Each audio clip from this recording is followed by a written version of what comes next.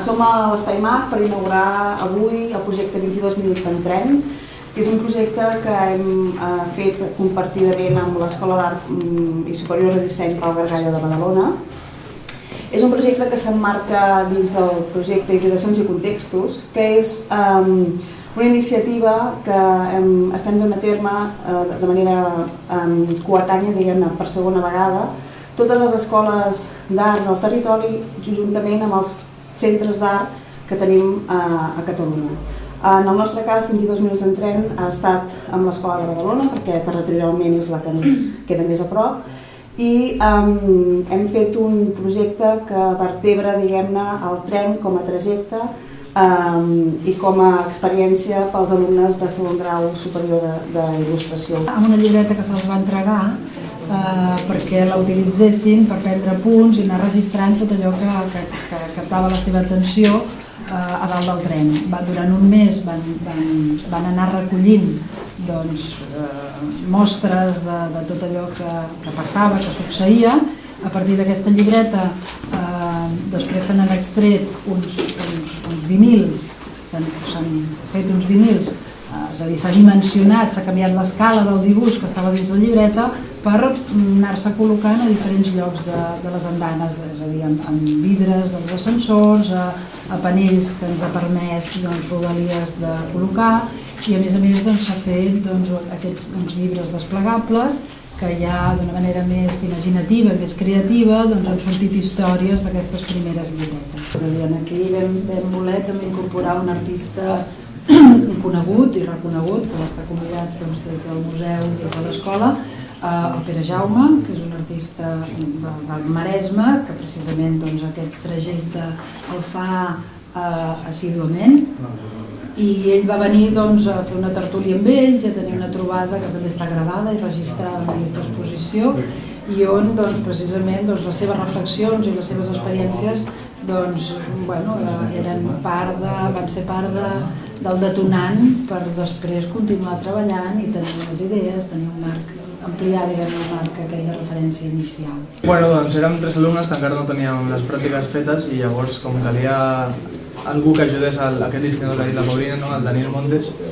doncs calien alumnes per ajudar a fer els pamfletos publicitaris i els vinils de les estacions, perquè eren molt de curro. Llavors ens van agafar i res, vam anar al seu estudi i hem estat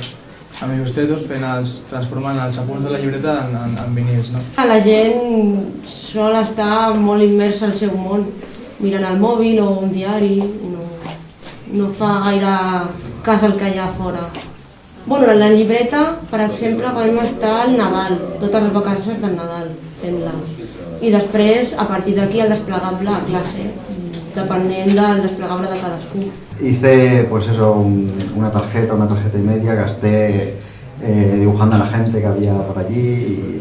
y no sé, observé que había mucha gente que está bastante, es un poco triste que la gente esté todo el mundo mirando el móvil y que no se fijaba en el paisaje, solo veía, entonces se entretenía, y así por el camino, y eso es lo que dibujamos nosotros un poco. Ben poca cosa he de dir, més enllà de l'experiència que puguin explicar els alumnes que són els que l'han viscut. El que sí que s'ha de dir és agrair tant a la Generalitat de Catalunya, al Departament de Territori i Sostenibilitat, com a Rodalies Renfe, la seva predisposició a col·laborar en un projecte com aquests, que des del primer moment va ser fàcil i va haver entesa deixar constància de la col·laboració entre l'escola Pau Gargallo i el MAC, el Mataró Art Contemporani, que ja no és la primera ocasió, sinó que es repeteix i que això posa en evidència aquesta implicació del MAC, del projecte MAC de la Direcció de Cultura de l'Ajuntament de Mataró en el territori, que des del començament era un dels objectius a aconseguir i amb aquestes experiències es demostra clarament. Felicitar sobretot primer els professors, la tutora, el director de l'escola que també és avui aquí, el Pere Jaume, i sobretot felicitar els alumnes perquè els que pugueu venir a visitar aquesta exposició veureu la qualitat d'aquests treballs. Per una banda hi ha el projecte de creació, de recerca, d'investigació. Jo crec que això sempre és interessant i aquesta és una de les pretensions que té el MAC, però després el resultat, veient el que hi ha aquí exposat, doncs el resultat és magnífic. Per tant, aquesta felicitació a tot l'equip de professorat i especialment doncs, aquest grup d'alumnes que a més se'ls veu amb il·lusió després de la feina feta durant aquest temps de treball.